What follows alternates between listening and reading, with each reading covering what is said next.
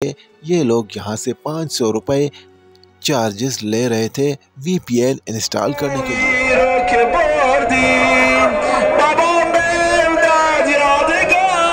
यहाँ पे हम इस वक्त रह रहे हैं। वैसे ये जगह तो अच्छी है, लेकिन हम पाकिस्तानी जो हैं, अच्छा जगह फ्री की रिहाइश आप करना चाहते हैं तो अगर आपको पसंद आई है तो फिर यहाँ पे आप रिहाइश कर सकते हैं। ये कोई TV चैनल का जो है वो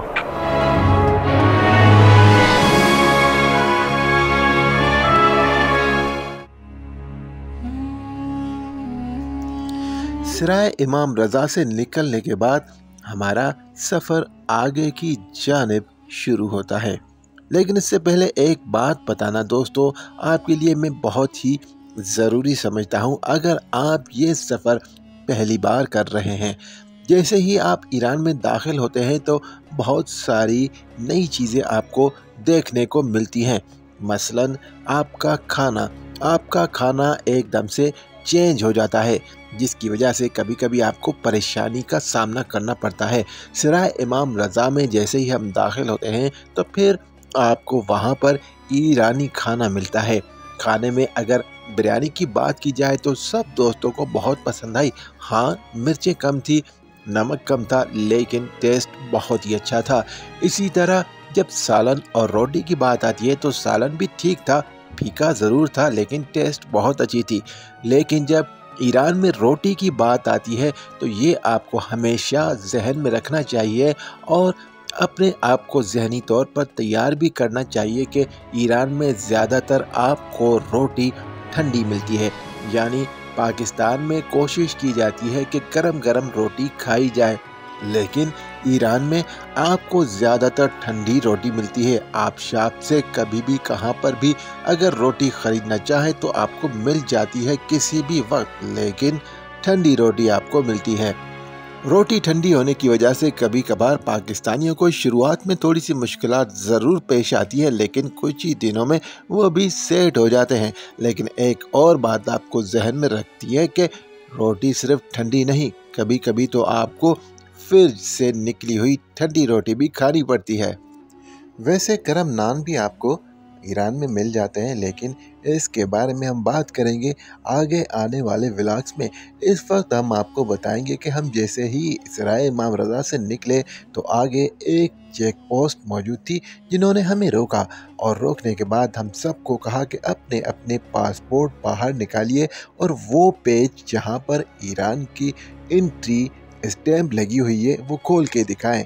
हमने सारे पासपोर्ट निकाल दिए और एक ऑफिसर ऊपर आया और सारे पासपोर्ट चेक करके नीचे उतर गया। इसके बाद पूरे ईरान में कहीं पर भी किसी भी जगह पर भी हमें ना पासपोर्ट का कहा गया, ना ही किसी और कोई चीज़ के लिए चेकिंग के लिए रोका गया। मीर जावेद से निकलते निकलते हमें शाम हो गई थी और ज़ाहिदान तक पहुँचते पहुँचते रात हो गई। उसके बाद हमारे सालार ने कहा कि रात होने की वजह से हम रात यहाँ पर ही स्टे करते हैं। याद रहे कि ज़ाहिदान में मौजूद एक और सराय इमाम रज़ा है, जहाँ पर आपको फ्री रिहाइश और फ्री खाना भी मिलता है। यहाँ पर पहुँचते ही सबने जो पहला काम किया वो था अपने मोबाइल फ़ोन के लिए सिम कार्ड लेना, यानी अपनों से रब्ता करना। कुछ लोगों ने फैसला किया कि वो सिम यहाँ से नहीं बल्कि कुम से लेंगे और कुछ लोगों ने अपनी सिम यहाँ से ली। यहाँ पर मोबाइल सिम 1500 पाकिस्तानी, जबकि मोबाइल चलाने के लिए VPN की ज़रूरत होती है ईरान में, जिसके लिए ये लोग यहाँ से 500 रुपये चार्जेस ले रहे थे VPN इंस्टॉल करने के लिए। 1500 रुपये में आपको एक ईरान सेल का सिम कार्ड दिया जा रहा था, जिसमें 10 GB इंटरनेट मौजूद थी, जो कि 30 दिन के लिए वैलिड थी। इस ज़ाहिर सरा में पूरी रात ज़ायरीन के लिए करबला की मंजरकशी के मनाजिर और उसके अलावा मजलिस, न्याज, मातमदारी जारी रहती है।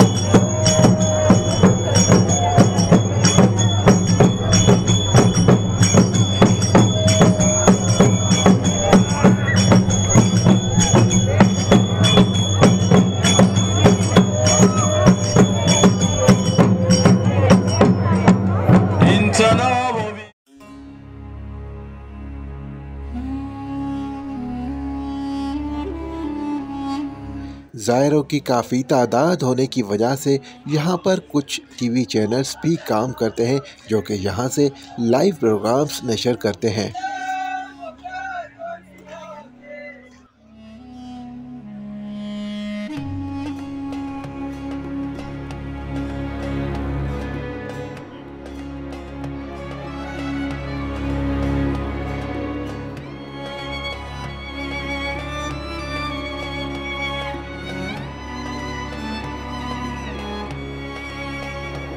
ये जी रूम है जहाँ पे हम रात सोए थे, और रूम नहीं बल्कि हाल, और बिल्कुल ऐसा ही हाल इसके बिल्कुल सामने है। इस तरफ बड़े हाल है, बहुत सारे लोग यहाँ पर सो सकते हैं। इसके अलावा बाहर सहन भी है, और ये कुछ हालत है यहाँ पे हम इस वक्त रह रहे हैं। वैसे ये जगह तो अच्छी है, लेकिन हम पाकिस्तानी जो हैं वो काम बिगाड़ने में बहुत ही माहिर हैं, ये आप देख सकते हैं।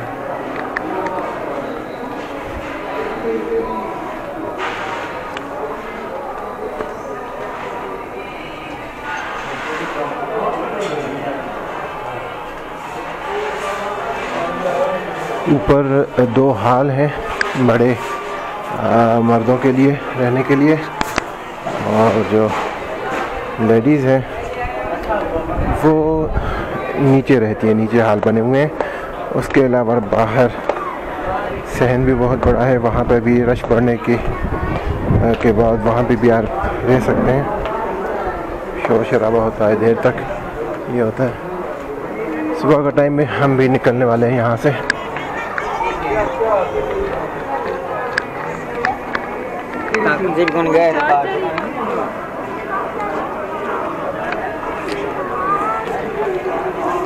ये है जी वाशरूम।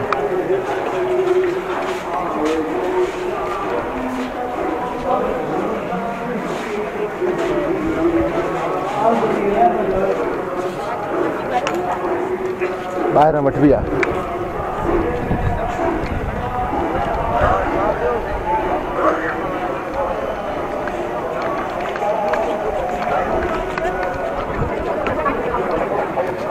ये यहाँ पर सबील चल रही है, मैंने पी ली है, इसलिए आपको सिर्फ दिखा रहा हूँ।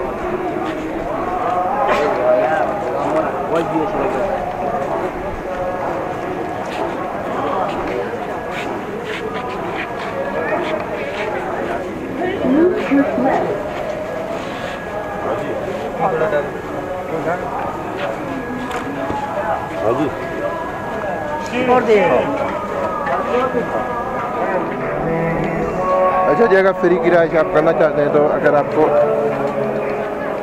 पसंद आई है तो फिर यहाँ पे आप रिहाइश कर सकते हैं। रश बहुत होता है। सिरा इमाम रज़ा जहाँ पे हम निकल रहा है इसकी थी, वो एक नई बिल्डिंग वहाँ पे बनी हुई है, तो वहाँ पे सहूलियत ज़्यादा है। वाशरूम वगैरह जो है वो सब बहुत अच्छे हैं। यहाँ पे इतने अच्छे नहीं है, मतलब इतना रश है। और फिर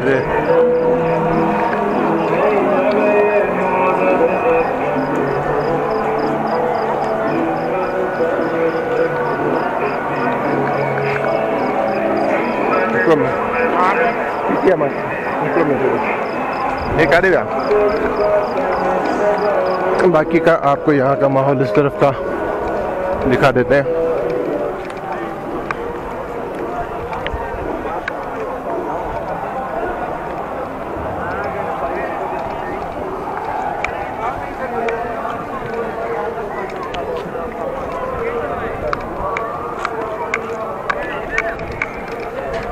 कुछ लोग जा रहे हैं, कुछ लोग आ रहे हैं। सिलसिला ये अरबन में 24 घंटे जारी रहता है। अगर आम दिनों में भी अगर आप यहाँ पे आना चाहें और फिर फ्री की रिहाइश करना चाहें तो कर सकते हैं। यहाँ पे पूरी रात सबील और न्याज वगैरह चल रहा था रात के वक्त। ये कोई टीवी चैनल का जो है वो बना हुआ है, या रात यहाँ से प्रोग्राम हो रहा था, मैंने आपको झलक दिखाई भी थी।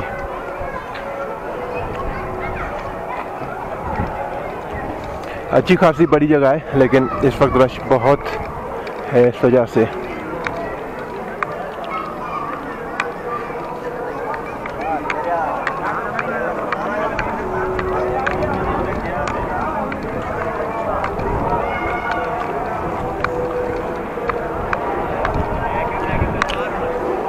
ये बाहर का रास्ता है निकलने का, या फिर ऐसा कहने के अंदर आने का रास्ता है, जहाँ पे भी लोग ठहरे हुए थे रात को। शेल्टर ऊपर बना हुआ है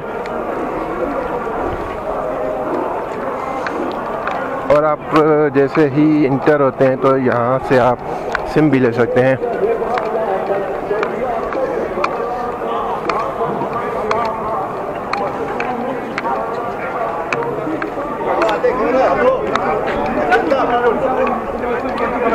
ये है स्टार सिम का।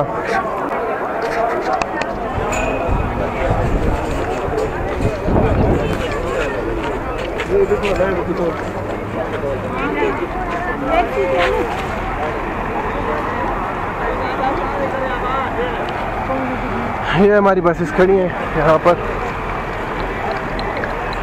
बाकी लोग भी तैयारी कर रहे हैं जाने की।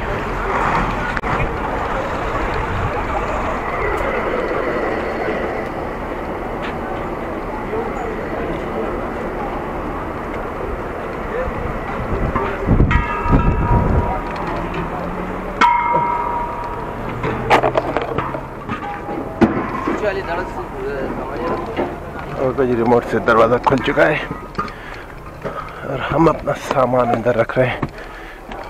थोड़ी देर बाद यहाँ से निकलने का इरादा है। ये है जी हमारी सीट।